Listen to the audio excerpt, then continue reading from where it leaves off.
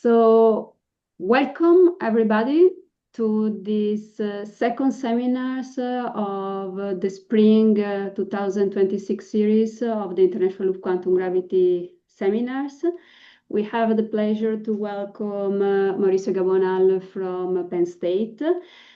So Mauricio, you're going to tell us about the Taylor matrices and causal spinfoam vertex. You have the screen. Thank you very much, Francesca. And I would also like to thank the advisory committee of the ILQGS for giving me the opportunity to give this talk. Today, I would like to present these very recent results that we obtained together with Chaosong, Chen, and Eugenio Bianchi. And as the title anticipates, this presentation is about spinfoams, it's about causal structures, and is about this new mathematical object that we are going to discuss at length, the Taylor matrices. So let me start with a little bit of context first. In a covariant approach to quantum gravity, we are typically interested in quantum mechanical transitions between geometries. As illustrated by what we call the gravitational path integral. This is a formal expression that prescribes a sum over certain structures that, more importantly, they need to be declared. And this is one of the points that we want to make. In this sense, there are many layers that can be uncovered one by one, depending on the physical regime of interest, right? So, for instance, we can fix a background geometry and sum over metric perturbations, which is typically useful in a regime where quantum field theory is valid, and we can work with it. Then we can take, for example, the full metric as a dynamical object and make the sum over all possible causal Lorentzian geometries in between. This is probably relevant in a regime where we are interested in large fluctuations of curvature or things of that kind. We can even include some over other kind of geometries, such as ones described by degenerate metrics. And we can keep peeling more and more layers, summing over other things, global signatures, topologies, non-causal structures, maybe even some other speculative ideas. Today, though, we are interested to ask and review these questions in a concrete realization, the spinfoam path integral. This is very well known by the community. It has been successful for quite a few years. And this is an object that, as maybe most of you know, is defined as by a sum over two complexes. These two complexes are combinatorial structures that consist in vertices, edges, and faces, together with a sum over spins that are associated with faces, intertwiners associated with edges, and maybe something more. We will see later. And now, this discussion that I was presenting before in the context of the gravitational path integral comes again, right? Now, the point here is that to even formulate questions such as how can we sum over causal Lorentzian geometries or causal structures, or how to sum over non-causal structures, at the very least, one needs to be able to identify these background structures at the level of the two complexes. That's the reason why in this talk, we are going to focus on the vertex amplitude, because a vertex amplitude that consistently encodes a fixed causal structure, in principle, would provide a building block that could be used to formulate these questions. So this is the key point of the talk, to get a building block in which we can produce and study this, to identify these background structures. So are you for showing now, slides? Are you showing slides? Because at least I don't see any slide. Maybe other people yeah, do. I think I'm showing. Yes, Can you check? we can see them. You can see. Okay, so it's just me. So I'll log back. Thank you. Yes, please. Thank you. Thank you. I had a question, Mauricio. Yes. Can you clarify what you mean by a causal Lorentzian metric? Yes. Oh, this is gonna become much clearer by the end of the talk. But I would anticipate, yeah. So a little bit of patience. But I would anticipate that there are two different notions of causal structure that we will identify. One would be a geometric causal structure, one given by the geometry of the four simplex, the Lorentz and Regge geometry. And there's another notion that I will mention in a few slides that will be needed to construct this building block. Okay. It will be clearer in a few minutes. I hope so. So where we are? Yes. So for now and for the purposes of this discussion, we will focus on first a single vertex, just for simplicity, and we are going to focus on the four-dimensional case in Lorentzian, four-dimensional Lorentzian case. And the relevant object in this scenario is the Lorentzian EPRL model, which is can be written in many different ways, but we can write it in this particular way to illustrate much better the structure that will emerge. In the path integral, as I was mentioning, the sum over combinatorial structures is weighted by a vertex amplitude, and we can understand this as a linear functional acting on boundary states. One can write the vertex in this way. The EPRL model is manifestly Lorentz invariant. This is shown as an integration over the group SL2C, the Lorentz group. And importantly, it assigns to each wedge AB, which is formed by two edges, a Wigner matrix, which is a unitary reducible representation of the Lorentz group, SL2C, in the principal series, which is labeled by rho and k. Rho is a real number, k is a half integer. And importantly, implements this linear simplicity constraint, embedding SU2 spins into unitary reducible representations of the Lorentz group via the gamma simple representations, where rho takes the gamma j, gamma is the Barbero-Mircea parameter, and j are the spins of the boundary states. So at this point, there are two comments that I want to make. First, as was pointed out by this paper of Eugenio and Pierre-Martin Dussault, the EPRL model is blind to the Baud orientation structure. And therefore, to formulate questions as the one that I was explaining earlier, one would like to have an object that depends somehow in this orientation structure, that can register this orientation structure. This is the talk that we are going to present. This is the content of the things that we are going to present. And this is the paper I will advertise a little bit. It was posted a few days ago in the arXiv, so you can check it. I made clickable in the PDF. I'm going to take advantage of the abstract of the paper to use it as an outline for the rest of the presentation. We're going to introduce a causal spinfoam vertex for the Lorentzian quantum gravity. There is causal data that is encoded in this new object, the Euler matrices, which have this very important property that they sum to Wigner matrices. We are going to give a particular representation to it. We are going to see how does it relate to the EPRL model, how does it relate to other models like the one proposed by Livini and Oriti for the causal Barrett crane, and how these spinfoam causal data, two notions of causal structures, implies a notion of causal rigidity once we take into account this construction, this building block. So this is the first paper we have in mind. There's another one in preparation, which has a little bit more of the mathematical details of this object, the Euler matrices, and will be posted soon. So let me go directly to the point here. We want to construct a causal spinfoam. What is this thing? It's a spinfoam that includes a sum over an additional structure. This is the orientation of its edges. So to each of the edges at any given vertex, we are going to assign arrows to give orientation. This structure is required to determine a partial order of the vertices, which in the limit will form a causal set. We are working with causal sets here.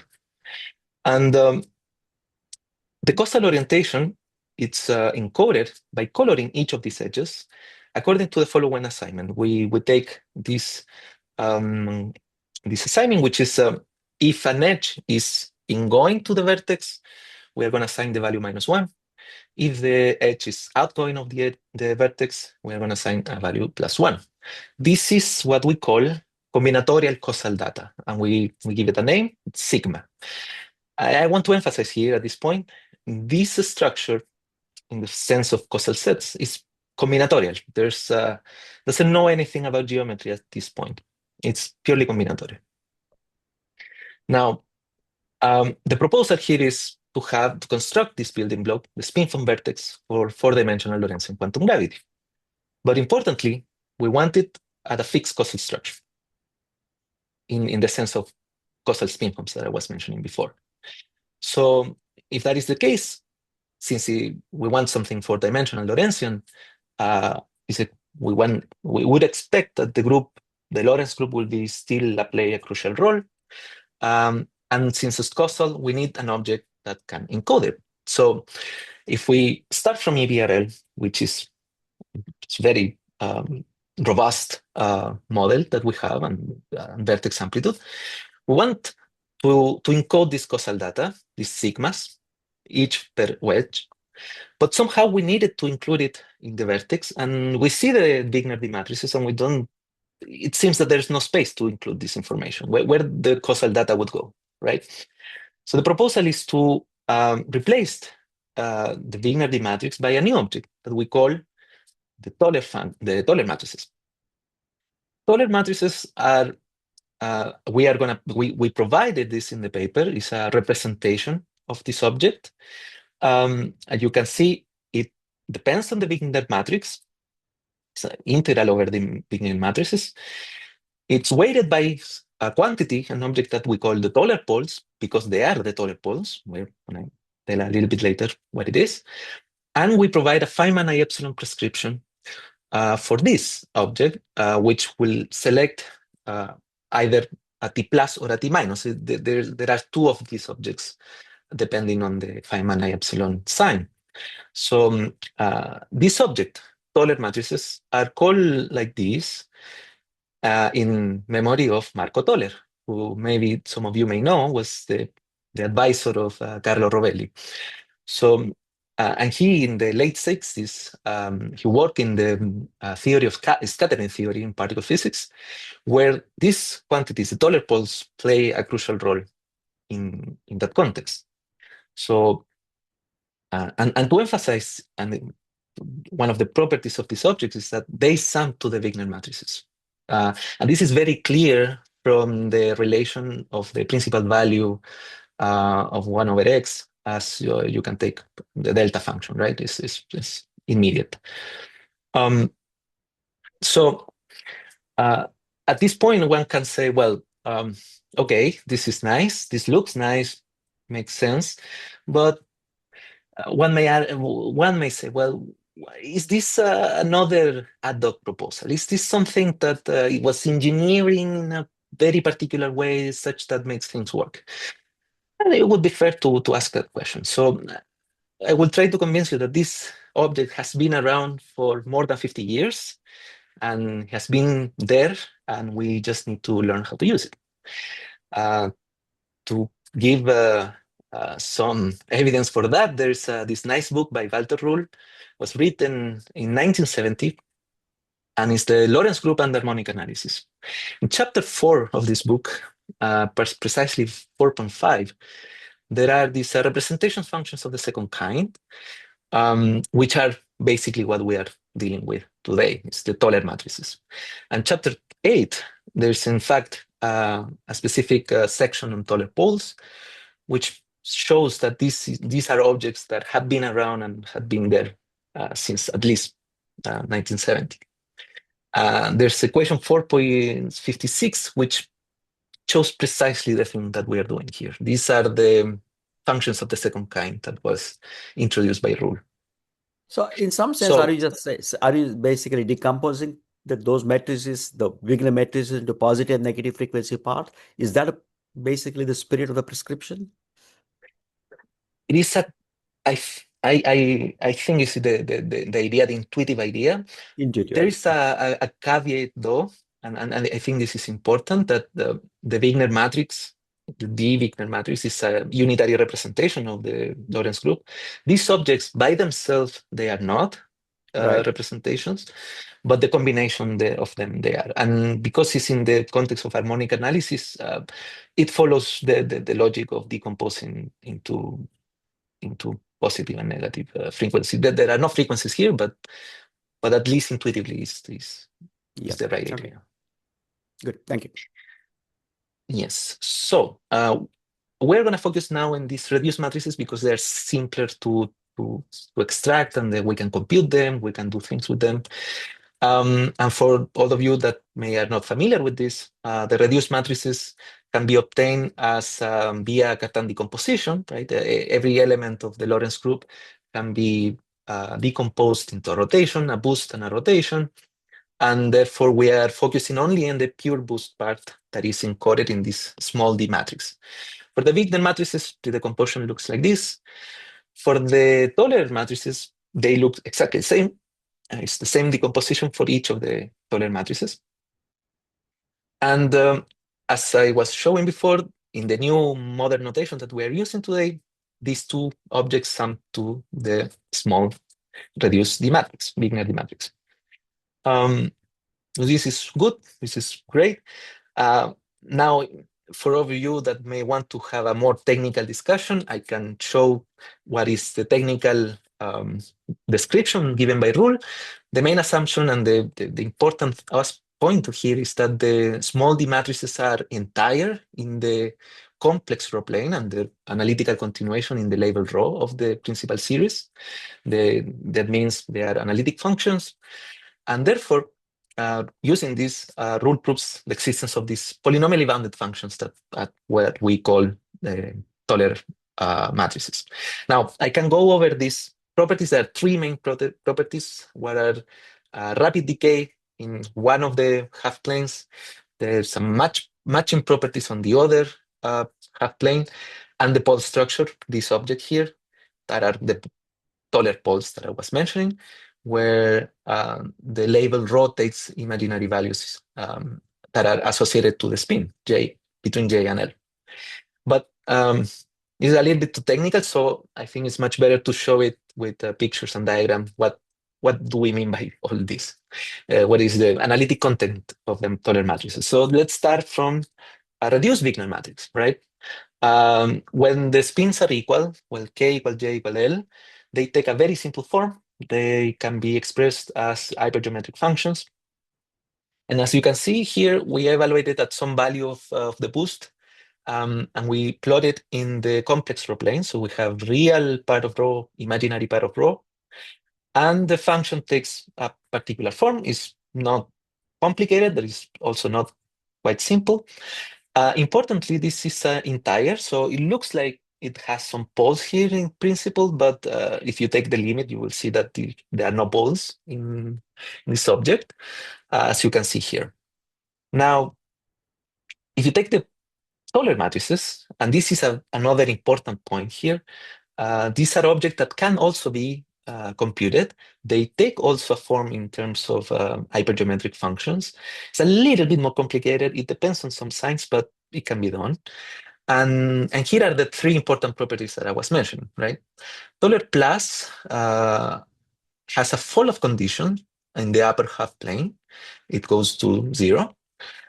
It has a matching condition in the lower half plane, which means it matches the Wigner matrix for the lower half plane, and it contains these three poles, which are the Toller poles, which are 0 plus I and minus I. Now, the second Toller matrix, negative one, is inverted. Instead of going to 0 in the upper half plane, goes match the Wigner matrix, and instead of matching here, it just go off. It has the opposite Toller poles, so the main intuitive idea is that if we sum these two objects, the poles cancel each other, and we get back the Wigner matrix. That's the main point. There's nothing much more complicated than that. So a smart thing that one can do is, well, maybe there's a way to encode all this information, this analytic structure in a representation. And this is given by this Feynman I epsilon prescription. Why is that? Because the Feynman I epsilon selects a contour in the complex rho plane, as you can see here. You have this, the two poles. This is an integration in rho tilde, and it selects either t plus or t minus, depending on the contour of integration. That is the first point. Then once we have this, we have the matching properties. There's the Wigner matrices had to be there. Notice that we are integrating over rho tilde here. And then this object here, this is analytic kernel, is the taller poles, is the object that appears in the analytic structure. We can write it as a multiplication of the taller poles. We can also write it as gamma functions, as we did in the paper. These are two equivalent ways of doing this.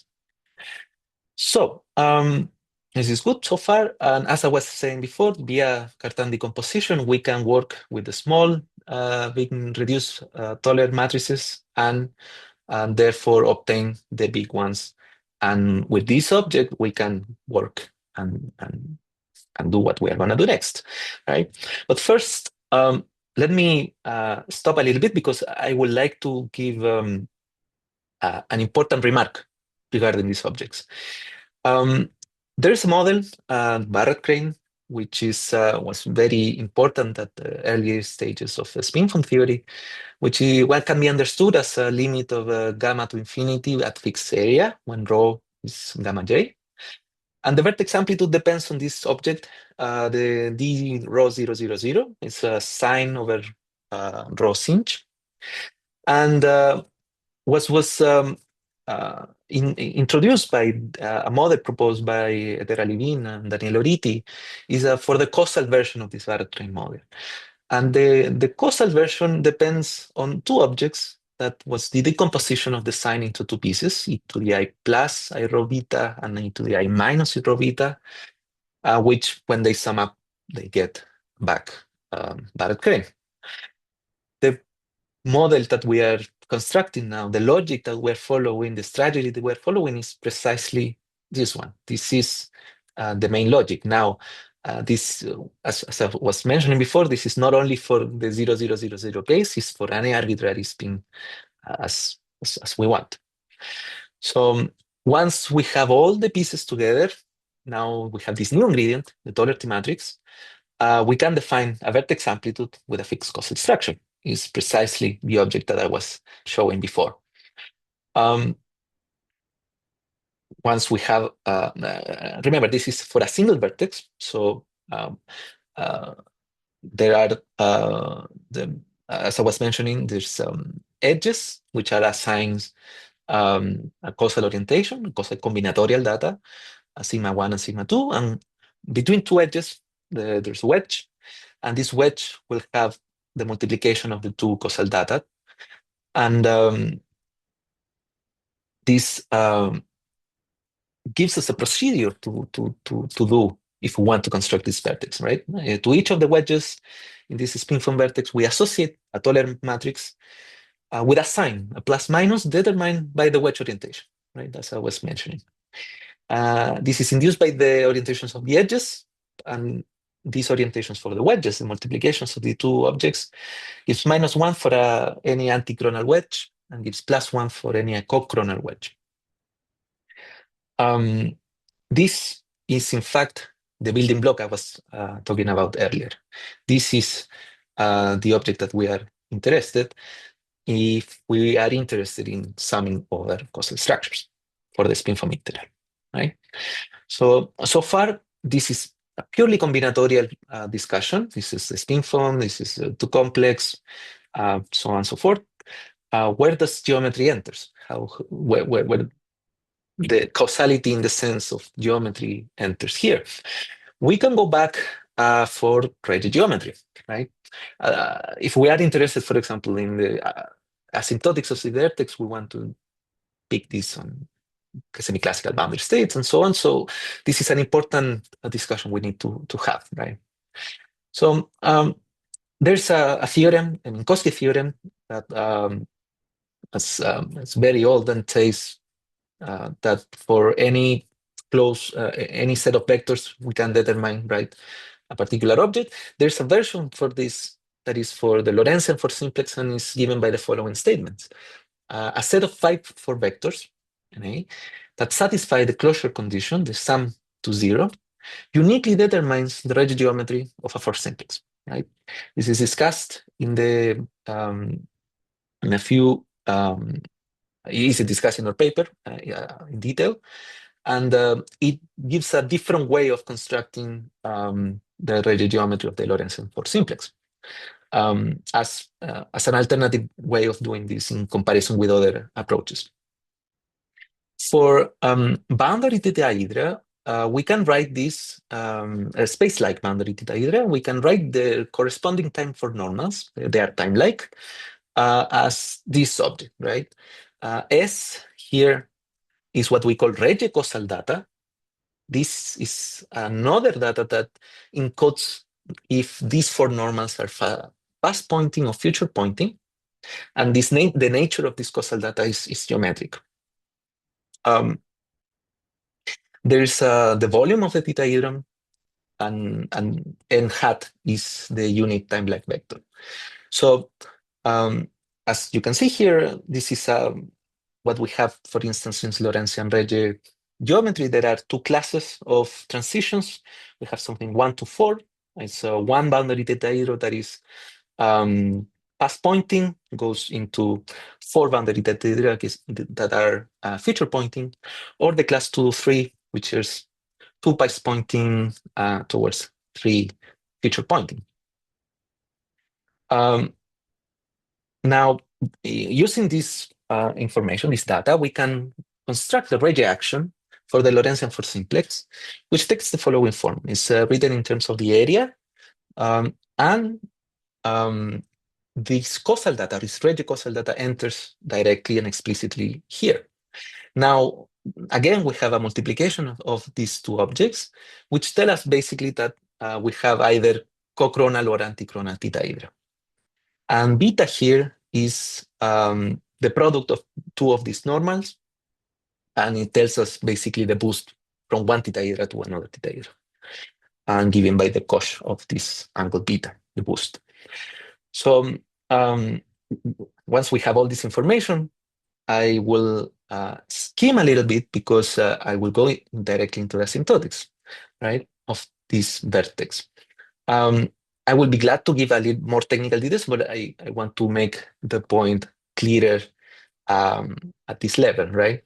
So there is one thing that these taller 3 matrices do, that is, they do it at the exact level, and it will be relevant for the asymptotics, which is the fact that they insert in the integration of the path integral a step function, and the step function at some point, one can see it, that takes this following form. It's a step function of 1.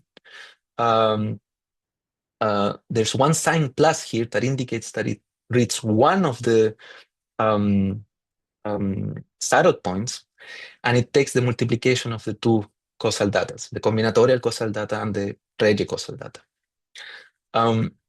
So if we compute the vertex amplitude on a semi-classical boundary state, which is picked on a geometry of this Lorentzian for simplex, right? We are talking about one single vertex.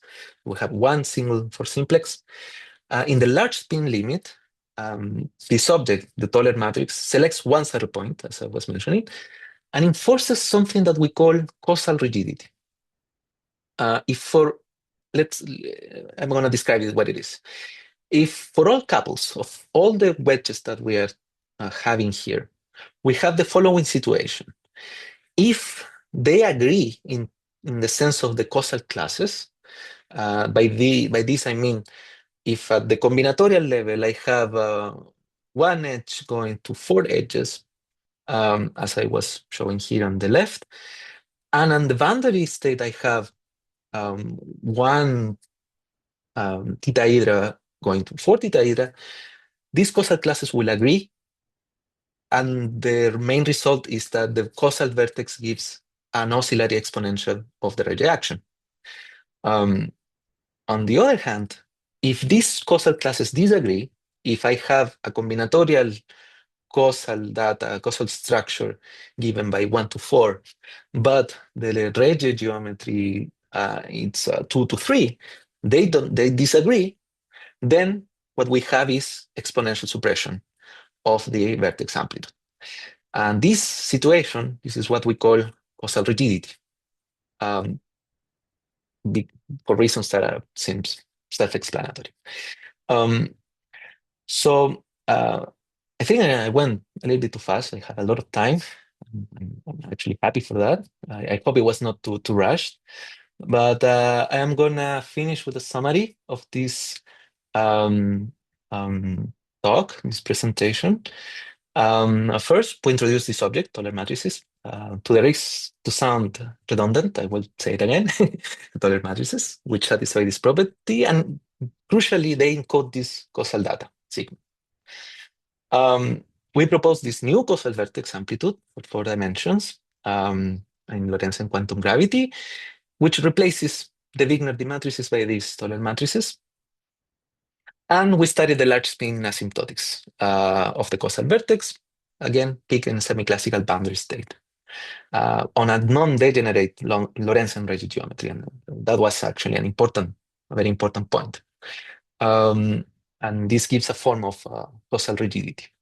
Okay, so I would be happy to keep discussing this. I have way more slides in case they are interested in some other technical aspects of this presentation, but I think this is a good point to stop, and I would like to thank you for your time. Thank you so much, Mauricio. Please, everybody, join me in virtually clap and thanking Mauricio for this very clear and concise presentation. But this gives us a lot of time for discussion. That is the interesting part of our meeting, I think. So I invite people to use the raising hand on Zoom to create a list of people who wants to ask questions. So the first one was Deepak.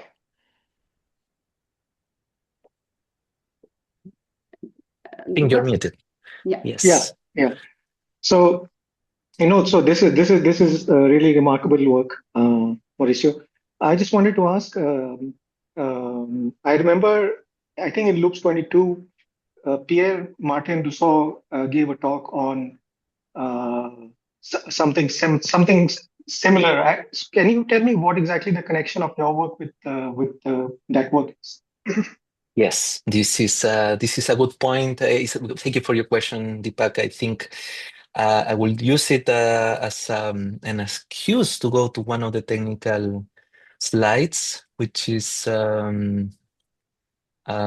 this one, right? So when we study this causal Lorentzian this causal vertex in this Lorentzian semi-classical boundary state, we found that this Euler T matrix can be written using the spinorial coherent basis in this exact form.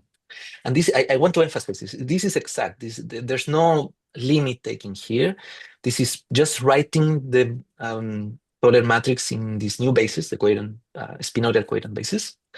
And what we found, and this is in the paper, is that this piece that is on the right, the exponentials, are exactly the same pieces as one has for EPRL. They are precisely the same ones.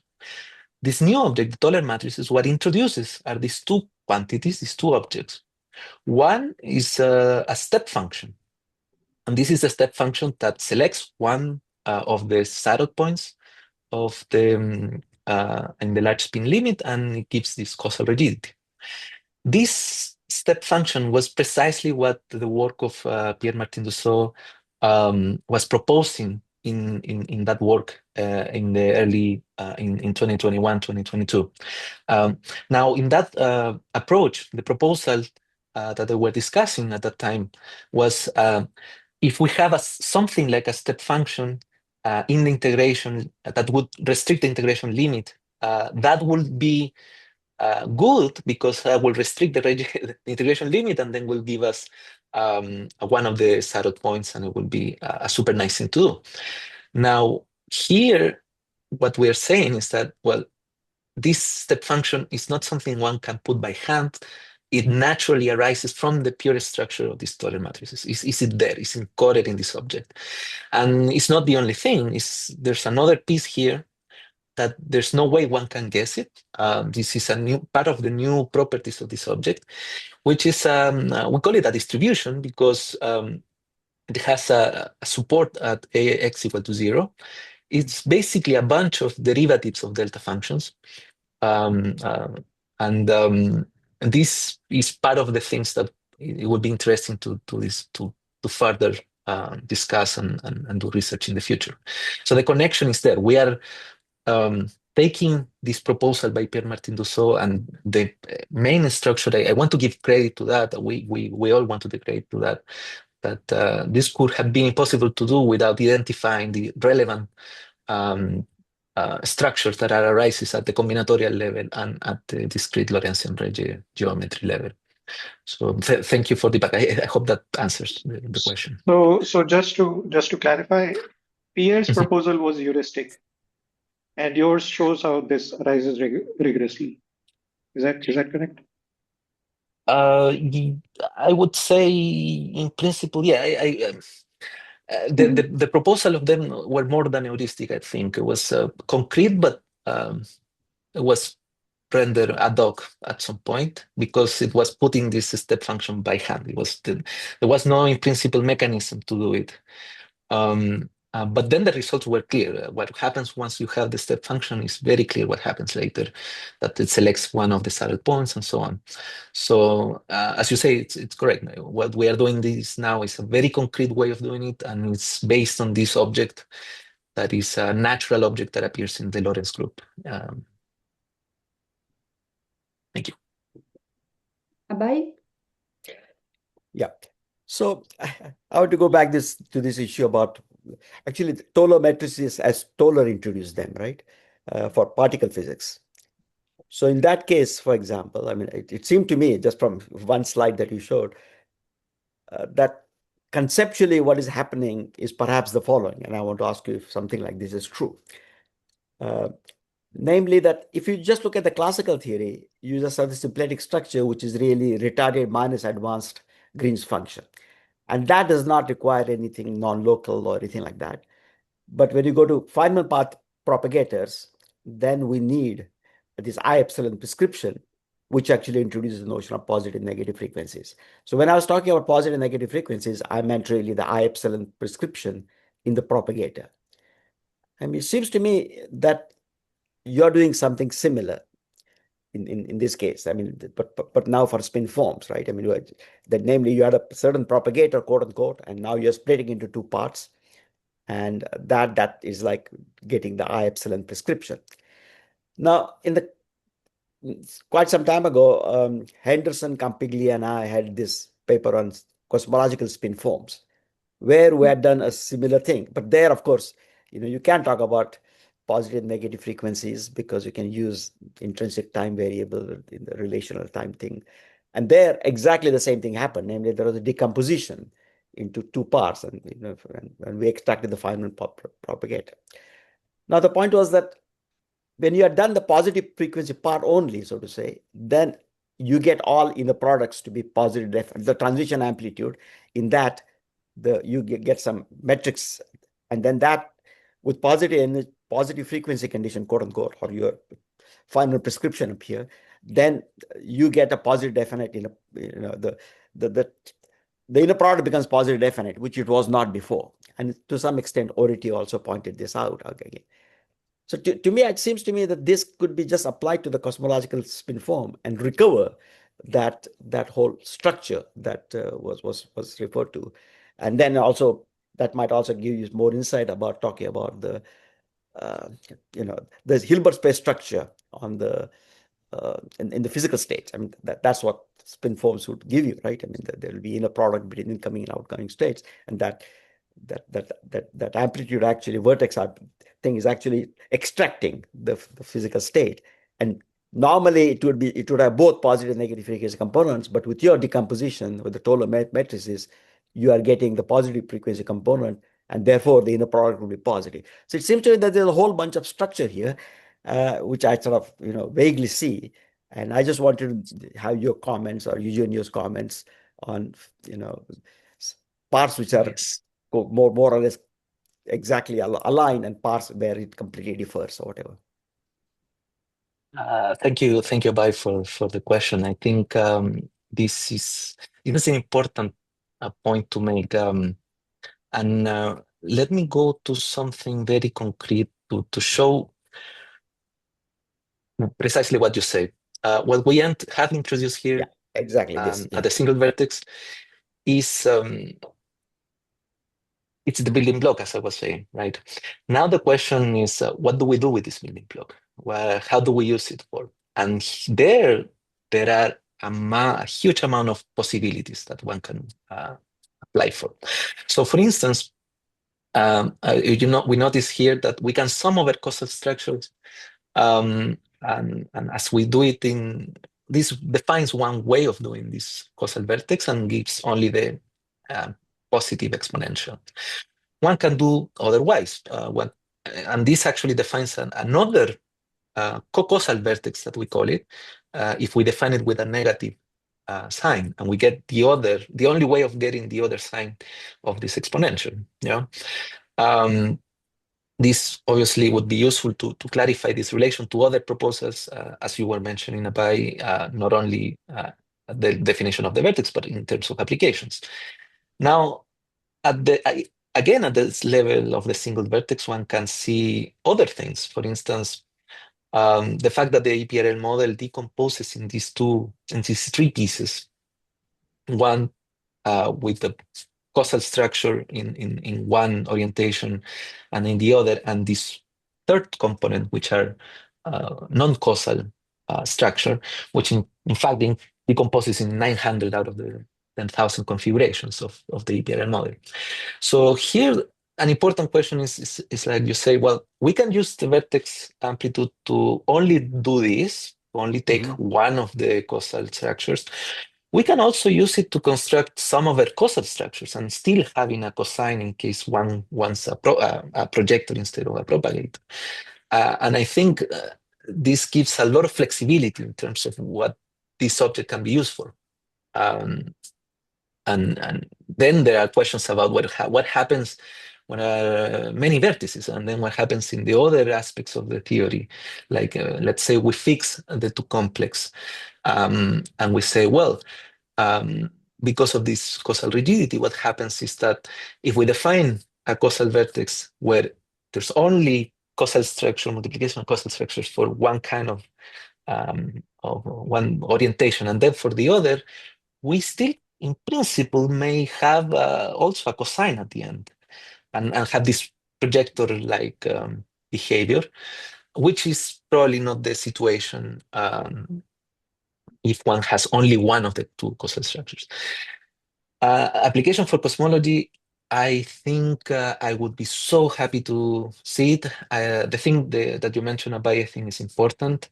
I have not seen that paper that you were mentioning, and I would like to take a look on it. I know there are others possible applications or possible ways in which this object has implications for phenomenology, such as transitions of the kind Hartle-Hawking states.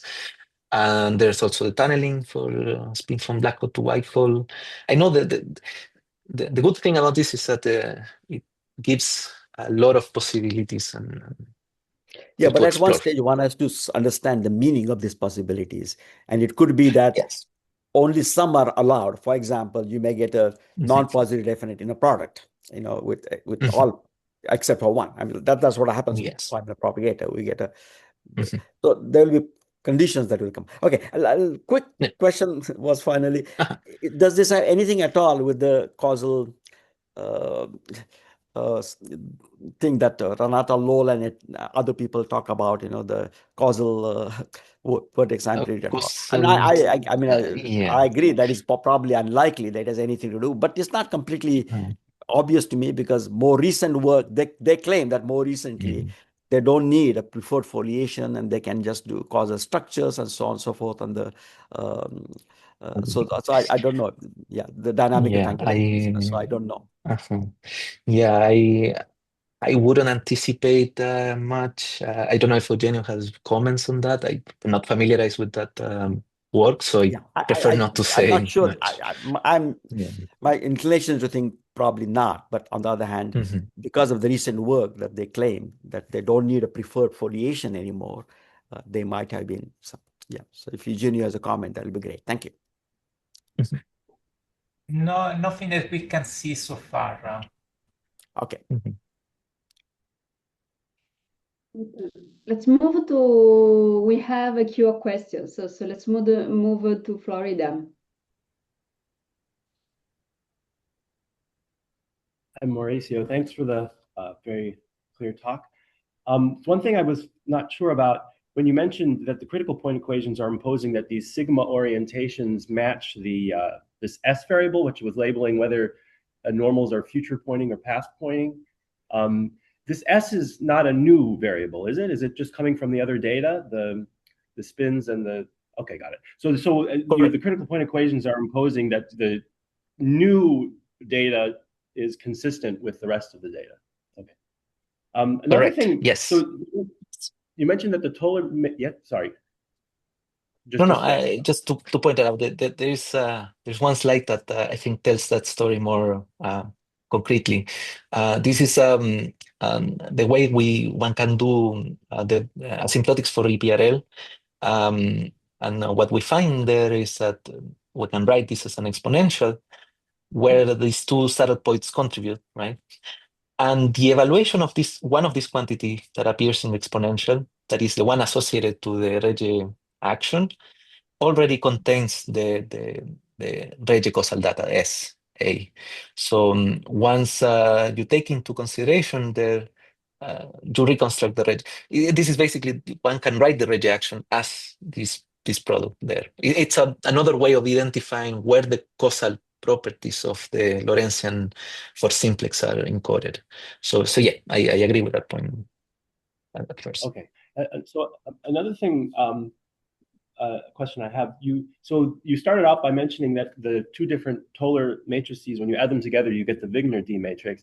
And in this new model, you're summing over the sigma, but that doesn't, but you're not going to end up, the Toller matrices are not going to end up combining again back into Wigner D matrices. So again, it's just like a different way of writing EPRL. It's a different model, right? Yes. So this is a very good question. I think this is the point. This is the slide for this. So as you were saying, yes, because of this principal value relation, the two Toller matrices sum to the Wigner one, and then there are two different ways in which one can sum over this causal structure. So one of them is summing in an unconstrained way. So that means I take the causal vertex and I sum over all wedge signs, all possible wedge signs. There I can take only two values, +1 and -1, or I sum all of them. And what I recover when I do that as an unconstrained sum is EPRL. It's precisely EPRL. And this is because of this property. If I sum each of the wedges, I will get D everywhere. I will just get EPRL. Now, another thing one can do is, well, let me sum only over the causal structures that are fixed. So only when the sign that appears in the Toller matrix is associated to the causal structure of the two simplex, to the sigma A, sigma B. When that happens, then you don't have any longer this unconstrained sum. Then you sum only over to the fixed causal structures. And this is what then later I was telling you, it's basically doing this. I sum over only the ways, more precisely, is basically doing this, right? I sum only on the causal structure, and what I get is e to the I plus I Regge action. So it depends how one does sum and what one does sum over. But what are the background structure that one summing over? And again, there are. It depends basically how one can do it. Got it. Understood. Just a And comment Mhm. Sorry, John. Just a comment. As you were asking at the very beginning of the seminar, Mauricio has this way of presenting it as when we do path integral, we have to declare what are the structures we sum over. It's part of the definition of the path integral. And so here the question is, are we summing over quantum geometries, Lorentzian geometries, where each one of the geometries has a good causal structure, or are we summing also over things that don't admit a causal structure configuration by configuration? So in a sense, at the level of the single vertex, the equation on the right, the yellow one, is sum only over causal configuration, while IPR is sum over also things that are not causal. But if you say this, Eugenio, then won't it follow that to get the classical limit? Classical limit, I mean, causal structure doesn't fluctuate. So that one would only have to look at the first possibility, which is to keep not the EPRL, but just the plus part that he was talking about. Won't it follow that from? So I'm confused about this. If you are, in the path integral, if you want to get classical limit in the path integral, the causal structure doesn't fluctuate from one little region to the next little region, etc. So in the classical limit, you should keep this fixed. And so what is your... This is the result. You are right. This is the result. If you sum only over causal structures and you don't include things that are non-causal, this doesn't affect semi-classical properties. Because what we generally call semi-classical good causal structure. But if you include both, then it will affect, isn't that right? Sorry.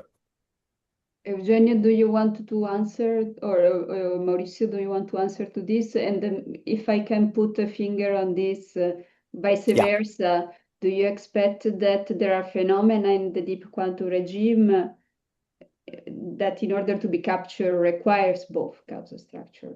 Question mark for you. Mauricio. Yeah, I think this is something important. Sorry, Mauricio, go ahead. Yeah, no, I think the only thing I can say, at least from my point of view, is that there are huge, very good quantum properties of this that are highly non-classical, right? Like superpositions of causal structures or things of that kind. That is already very quantum mechanical, and this particular building block, I think, could shed some light on that kind of situations. Eugenio, anything more on this? Maybe to restate the comment, this is a building block. Then we have to sum over, and it's the physics of the process that tells us what are the relevant quantities to sum over. But you still need the building block to sum over objects. Good. John, do you have more questions? Because I see your hand just raised. one. Yeah. Yeah. So this is just a basic question about the Toller matrices. Do the plus matrices by themselves form a closed algebra? Are they their own representation of the Lorentz group? So it's just decomposing this into a sum of two representations? Yes, this is an important point. I don't think I have slides for this, but as I was saying, yes, the Toller matrices are not representations by themselves, neither the plus nor the minus. They are the name that Rule calls in the book is they are polynomially bounded functions of over the group SL2C. There's a particular phrase that appears in the book. It says there's no clear group theoretical interpretation of these objects by themselves, but they combine to the unitary reducible representations at the end.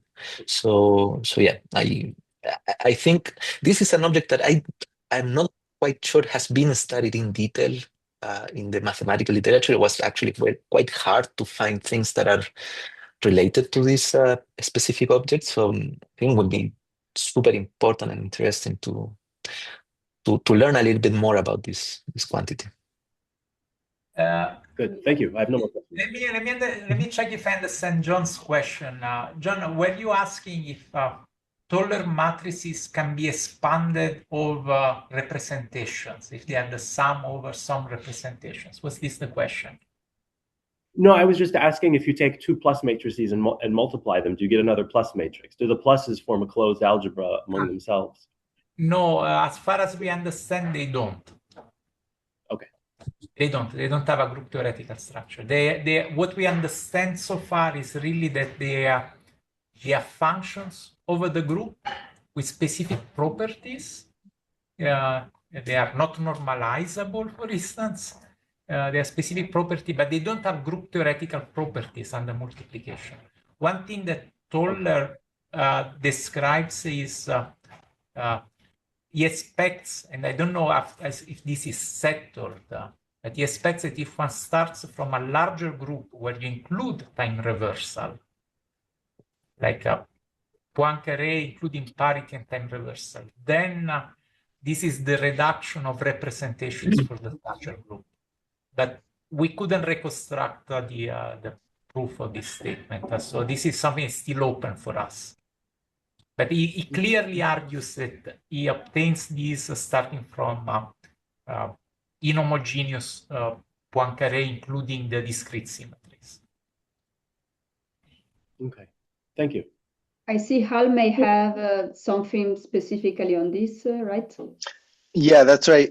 Eugenio, you may have just answered the question, but I guess I had this question at the end of your introduction, Mauricio.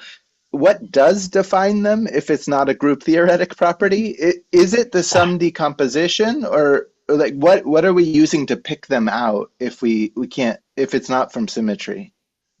Yes, this is a very, very important question. I have this technical slide a little bit, I skip over, but what defines the taller matrices, at least the reduced ones, is the analytic structure. It's only the analytic structure. And by that, we mean these 3 points. One is under analytical continuation in the row label, these objects decay, they are exponentially suppressed. The T plus is exponentially suppressed for the upper half plane. The T minus is conversely suppressed for the lower plane. Precisely as we see in the figures. T plus is suppressed here and T minus is suppressed here. Then there's a second point, which is they need to match the Wigner matrix in the other opposite direction. And they contain this polar structure. So at least for these reduced Wigner matrix, the reduced Toller matrices, they have simple poles. They are holomorphic, meromorphic functions in the complex row plane, and there is this property. Now, I have not. I don't have a slide with this, but this is part of the second paper we are writing on, the mathematical details of the Toller matrices. We have very good indications that show that this object also appears in other contexts. For instance, it appears in the as analytical continuation of boosts, eigenvalues of boosts in another representations of writing these objects. Not the magnetic basis, if you want. And also, there's a good indication that this appears as a consequence of big rotation between Euclidean and Lorentzian. And we are working on that. We have a few preliminary results, but there is a lot of structure that all comes pretty much from this analytical continuation of the Lorentz group. I'll let you go on because this goes in another direction, but I was curious also if you had an analog of these for lower dimensions for SL2R or something like this. where maybe it'd be easier for us to understand the structural definition. Yeah, that would be something definitely to do. I would be interested. We have discussed these things a little bit. For as you say, as in lower dimensions in 2+1, instead of SL2C, the relevant group will be the SL2R. Where again in rules book, I think there's plenty of material there, and this is something that could be addressed definitely. And I would be happy if we can discuss this further, or if this can lead to some specific proposal. I think it's important. Thank you. Very Eugenio. brief follow-up. I do want to point out a relation to this beautiful work of Pietro Donà and collaborators on the Wick rotation. There is something that we can show that is in the paper that is going to come out soon, that is, if you start from the Euclidean model and you do a Wick rotation, if you do a Wick rotation one way, you get the Toller plus. If you do the Wick rotation the other way, you get the Toller minus. This is very similar to what happens when you do quantum field theory, where you define the causal evolution starting from the Euclidean path integral. So to me, that encodes the things that are in this slide in a way that is familiar to many who have thought about this in quantum field theory. Good. So let's move to downstairs here in Madrid. People had Hi, thank you, Francesca. This is Carlo. Hi, Mauricia. Well, first, let me say I'm quite moved to see Toller coming in. Of course, I mean it's almost emotional for me. About the question, I think it has become a little bit updated. Probably you have already answered in various questions before, especially by Abai. I was confused by your presentation. I couldn't understand how did this fit into the theory, but then in a sense. You answered by saying, well, that's not the talk I'm giving. The talk I'm giving, it's, look, there is this object, it has these properties, it clearly does a certain number of things that people thought should play a role in the theory. It has to do with the split. It looks very much what happened in quantum field theory. You're not telling us, and therefore use this in this way in the theory, in that way, in that context. Am I correct in that? Am I not missing something? So you're referring to something else, like the work that Pierre and Eugenio did, or the previous discussion by Daniele, by John, by Etera, by everything. And so I'm a bit confused about all that. I'm still confused about all that. And you're not addressing all that. You're not telling us, look, this has to be used in this way. You're saying, look, this is the object. It's clearly crucial if you want to have a split that has to do with a classical split of the two e to the is, e to the minus is. It has to do with what happened in quantum field theory. That seems to be the natural object to consider. And that seems very, very, very, a very good message to us. I mean, since these are things that we have to take into account seriously, and it completes the work done by previous people. But you are not giving us exactly the recipe of how to using them. Is that correct? Yeah, there was something done on purpose. I did this presentation very short, precisely of this situation, right? It was short because what I was presenting during the talk was the building block. This was the result for a single vertex, and it's the same. This is the building block. And as Eugenio was mentioning this, now the question is, okay, but if we want to do something in particular, you use it in one way. If you want to do something different, you use it in a different way. Precisely as I was mentioning at the beginning, like the path integral, gravitation path integral. No, but wait, Yeah. it's not. I mean, physics is not about I want to do this, I want to do that. It's what is the right way for computing what happened in nature when there's a quantum process in gravity. So that's I agree. that's I totally agree. Okay. I agree, and that's okay. So there are obviously many technical points here to make, but I think that at the point of physics, to discuss physics, what these objects allows us to do is basically to big thing, right? Is well, we either have a causal vertex that only takes one particular causal orientation, and then we get this e to the I plus I Regge action. And then there's the question about, well, what is this object? What does it tell us? Is this a propagator? And this is causal propagators. And as Abai was saying, this is something that can have some very particular properties and so on and so forth. And this, if we go even beyond and say, okay, let's take many vertices and we take a fixed to complex, this will define a theory. And this theory, I think, is important to study. The content of the paper is not precisely the theory itself.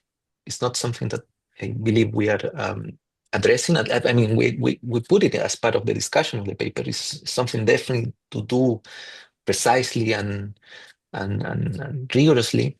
And we focus, at least at the beginning, for this building block.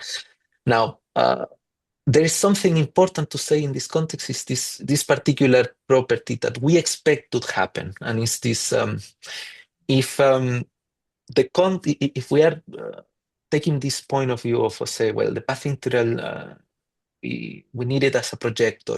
This is an object. Let's say we are looking for something that behaves exactly as EPRL. We want to something like the cosine. Using these causal structures, it is possible to get that cosine, and it's possible to have that object and reproduce in some sense what happens there. This is an expectation. It's something that one would probably needs to do it more carefully, but it's something that could happen. And that will define a theory that is a theory or fixed to complex, where the sum is over causal structures. It's a combination of causal structures, and the resulting asymptotic limit will give us a cosine of the Regge action. Now, this is not, and this is it's definitely one path one can follow. One can take one of them and say, well, I don't know. This can actually give us not the cosine, but the e to the I rejection, and give us actually the propagator, and we can compute things following that particular logic. I agree with you in that sense that once we present these building blocks, there are so many paths that one can follow that it's a bit open. But we want to take these particular specific paths that we are interested on to follow. I am particularly interested also in physical scenarios, as I was mentioning, how what role does this object plays in cosmology, in tunneling, in physical transitions. And I think using this building block in those contexts probably will tell us a little bit more about what is the physical content of the theory. That is definitely something to do next. Abai, I think, has some comment on this. You need to unmute. I agree that what you have is, you're presented as well. Here are the various ideas, and now we can put them together, and you're not yet answered Carlos' question as to, so physically, what should we do? But that is the reason why I was talking about cosmological sector. Because to answer the question physically what we should do, in some sense, we want to know what the correct answer is, And so in cosmological sector, one can just use the Hamiltonian theory, which is developed, and say that, well, this gives you bounds, it gives all these things, therefore that is the correct answer. And then I can ask the question about, well, can I cast it in the spinfoam form, and then what happens? And then there, one actually explicitly finds that you just have this e to the is and not the cosine. That is what is needed to get the correct in a product, the correct transition amplitudes. As you said, there is a projector or extractor, and then therefore you're going to, so the consistency will require that. So I think that it is important to see what's happening. I mean, on the one hand, so this to me is the central puzzle, right? Namely, on the one hand, I think that, in most cases, the causal fluctuations are not going to be dominant. They're going to be totally subdominant. But in some cases, like, at the end of the evaporation process of black hole or something, that they might be very important.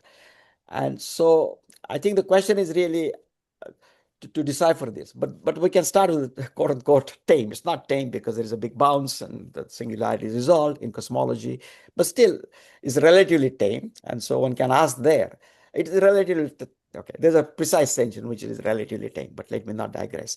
And so one can ask the question about whether what gives you the correct, I mean, there we know the correct answer, so what gives you the correct answer? And then you get it that. So it may well be that ultimately, I mean, as we say, I mean, we have to do physics, and the question is, what should I do? But of course, what should I do for what question? And so I think what is needed is more refinement of, for this set of questions, this is the correct thing. I mean, in some sense, and for this other set of questions, then this is the correct thing. So I think it's going to be depending on the question. Yeah. And I think if I can, sorry. Yeah, please. Sorry, please finish. I just wanted to say, I think it will be nice for us to, maybe not, we're running out of time, but it will be nice for us to understand exactly how it was done in quantum field theory by Toller, right? I mean, in the sense of what happened there. I mean, it seems to me that one is extracting the final propagator from the retarded minus advanced or the commutator Green's function. I mean, somehow that is what is happening there. And so it will be good for us to understand that. Please, Francesca. Yeah, I had a comment because we know, I mean, we can be guided in our intuition from the physics we know. And indeed, so on one hand, we know the classical regimes, we know what we should get in the classical regime, but we should not somehow be blinded from what we know in the classical regime, from be prevented to see what happened in the deep quantum regime. For instance, if you really want to see the bounce as a tunneling, of course, this is the discussion we were having before, that you may need to see in the full magnificence all the superposition of causal structures. And I have the impression that some puzzles that we saw in cosmology, for instance, the appearance of a Euclidean phase in the early universe, these kind of questions can be answered, but they need to include the full amplitude, possibly with superposition of causal structures, and not just the e to the I as part, just so the full cosine and not just one part. This is my comment. I wanted to give the word to Mushin, that was waiting in the queue for asking his question. Or Mushin, are you there? Yeah. Yeah, thank you for your talk. A few basic questions. So firstly, so you mentioned something like this Taylor decomposition is like positive frequency, negative frequency decomposition. So what is the analog of Hamiltonian here? That's the first question. I don't think I have an answer to that. The structure here is slightly different, right? We are not doing Fourier transform. We are not. Yeah, but Just analog. Group is different. Yeah. I can jump here. This is I'm not 100% sure, but I have an intuition, probably not very good one, but still an intuition that's is maybe the Casimirs of the Lorentz group might play a role that could So there are two I don't know in what customers. sense could be analog. Yeah, I would not anticipate exactly how would be analog, but where do I have it? Yeah. Here are the two customers of the Lorentz group. I know in the context of quantum mechanics, and this is something we've discussed a little bit, they play a role, and this is actually the original story of Toller, and how the Pole enters into scattering amplitudes, because this quantity tell us a little bit about it's closely related to the energies of the hydrogen atom as a way of doing a calculation. I know Eugenio knows the story much better than I, but we discussed it briefly at some point. My guess is if there is something like a Hamiltonian, might be something like that. But I am totally guessing at this point. It's speculative. Eugenio, do you want to add something, maybe? Yeah. Following up on this point that Mauricio is making, there's a question of linear simplicity constraint. There's a part that is Lorentz invariant that is built out of the Casimirs. There's a question of do you solve the gamma simplicity constraint k equal gamma L, k minus gamma L equals 0, or do you look for green functions? This is the first point. And then there's a second point, which we don't know if it's related to the first, but it is a fact that if you write the Wigner-D matrices as a resolution of a boost in one direction, then the two, T plus and T minus, are really exactly the same as the decomposition in Unruh modes, in the sense that it's a boost left and boost right that defines the two Toller-T matrices. And with this, we have a proof. It's a representation of Toller-T matrices as a specific contour of integration in boosts. So either only positive boosts or only negative boosts. I don't know if there's a relation between the two, but they are both in the direction that Mushin, you are asking. Is there an Hamiltonian? Yeah, this is exactly what I need. Yeah, could you share this note, your proof? Yeah, absolutely. Exactly. We are preparing the paper. Oh, it's in the paper. Oh, okay. Thank you. Hey. All right. So, second question is, did you check some basic properties compared with the usual EPIL vertex amplitude, such as Lorentz covariance? As well as is there critical point of vector geometry? Is there a critical point of Euclidean geometry here? So probably it's like two questions. Yeah. So the way in which we write this is just by replacing D by T. We still integrate over the group SL2C, so we expect this Lorentz covariance is still maintained. There's still there. And as you were saying, this is one of the open questions that we don't have an answer for. Is the fact that these Toller-T matrix, when they are written in this coherent spinorial basis, they take this form, this step function, and there's this other object, which is a distribution. And is the boundary of this restriction in the integration limit is precisely where vector geometries are important, is where these boosts are equal to 0, where between theta eta. So for degenerate geometries, this is an object that it needs to be studied further. We don't really have an intuition of what happens there. And that is the reason why these asymptotic properties that we were describing, this causal rigidity, happens for non-degenerate Lorentzian Regge geometries. But this is definitely something important, and it's something to do. So here, for this Lorentz covariance, what I mean is the early work by Carlo and Simone, I think. Yeah, Carlo and Simone, and it's about rotating the frame of time gauge, and the vertex is covariant by that. Because here, yeah, it's not so clear to me in your case because you decompose the D matrix into T. I don't know how simplicity constraint, yeah, and the Y map going on here. So that's why I asked this whether this property is satisfied. I see. Well, I'm not completely familiar with that work. I don't know if Eugenio has some comments on that, but yeah, it's important. Briefly, Yeah. there is an integral of the Lorentz group machine, so there is a projector of Lorentz invariant things.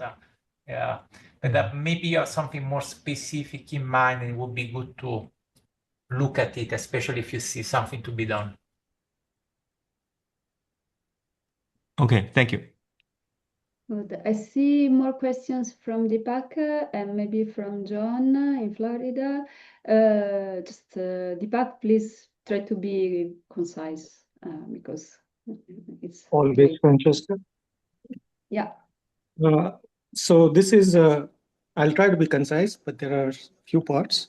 You can answer as many or as few as you like, Mauricio. One is from a follow-up to Mushin's question about a Hamiltonian. So if I had to recast his question, I would say that, well, if you start with the usual Hamiltonian,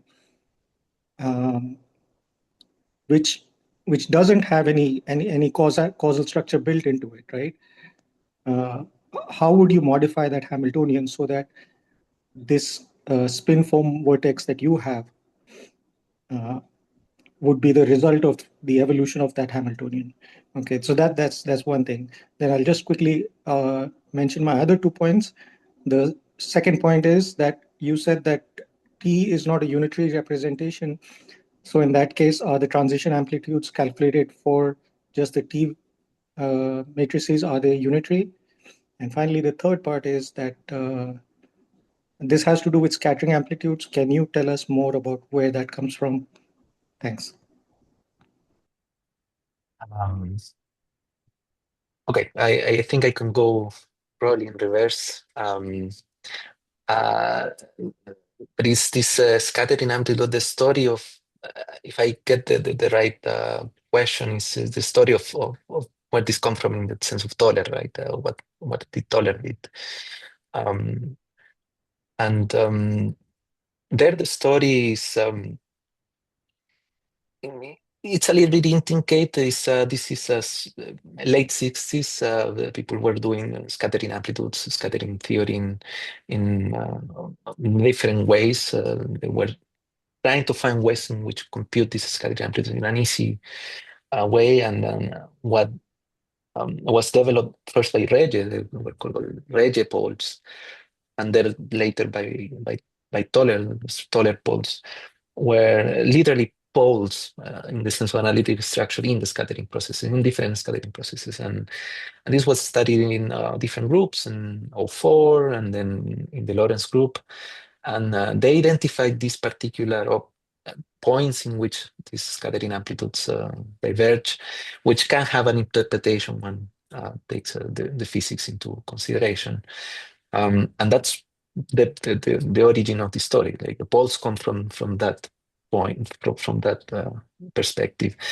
And what we have built here, this Toller matrix, is technically not, it was, as far as I understand, we understand, is not exactly, it contains the information of the Toller poles, and is used by ruling the theory of Toller, of Toller poles. But this representation, the what that we are giving here, this Feynman I epsilon prescription, is something new. It's something that has not been, it's not in the literature as far as we know. So this is the new thing we do.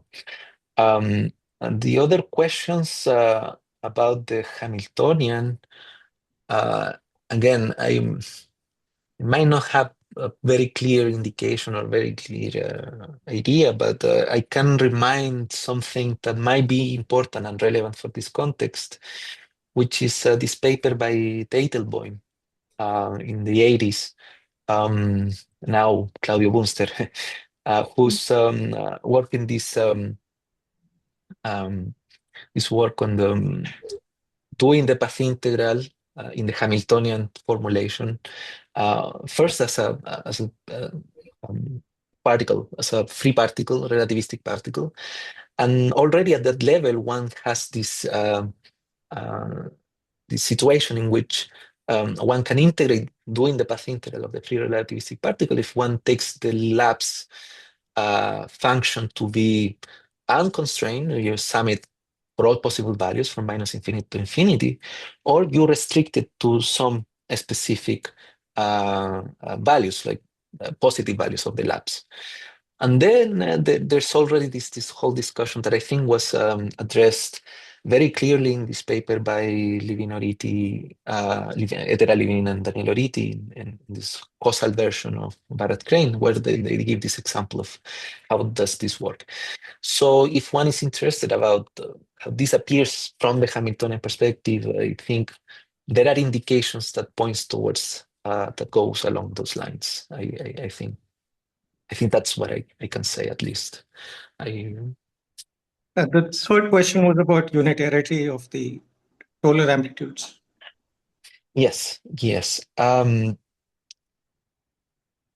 I think, well, it's a good question. I don't think I have a clear answer to that.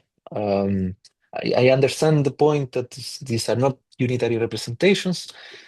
It's definitely a good, it's an important question to address, and I'm not sure I have an answer. I don't know if Eugenio has something more to say, but it's not completely clear, at least to me. No, maybe just a caveat, a unitarity of representations and a unitarity of the time evolution, they are two different things. One is a mathematical statement about Fourier transform, and the other is a physical statement about the theory. And the two are decoupled, and they are two separate things, and we don't really have anything new to add to the question of in what sense transition amplitudes are unitary or not, I think. Okay, thank you. One last question from Florida. Thank you. So your equation there on the screen reminded me that you need to gauge fix one of the group integrals in order to get a finite amplitude in the EPRL model. But in order to do that, first of all, we had to show, I think it was pretty easy to show that it doesn't matter which group element you gauge fix, you always get the same amplitude. And the second, that the amplitude is finite. Have these things, is it easy to see that this is still true with this new amplitude? This is a very important point. I think I have something on that. I have something to say, at least, to that. And this is only by this one, yes. So there are many perspectives. So the discussion of the paper has many points in which we have many different things to do. There's like kind of homework, and one of them is finiteness. So as you were saying, this is true. Like for EPRL, this has been proven, and the vertex is finite, and there's a way to do it. For this model, in principle, there's no a priori one. I don't have a clear answer. We don't have a definite proof if it is finite or not. I think that is the honest answer.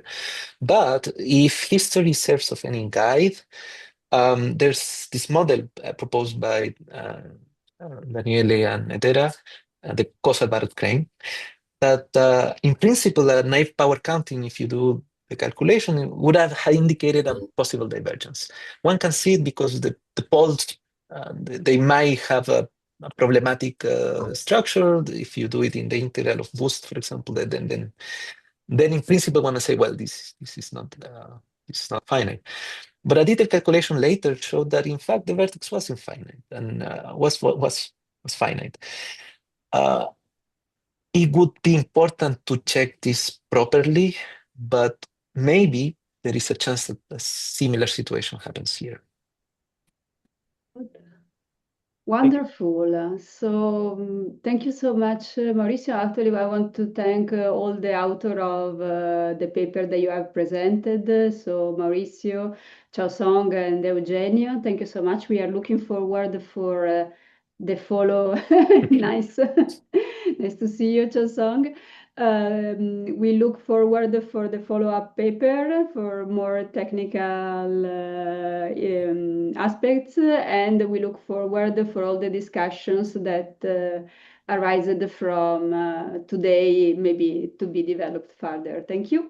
Please join me in clapping and thanking.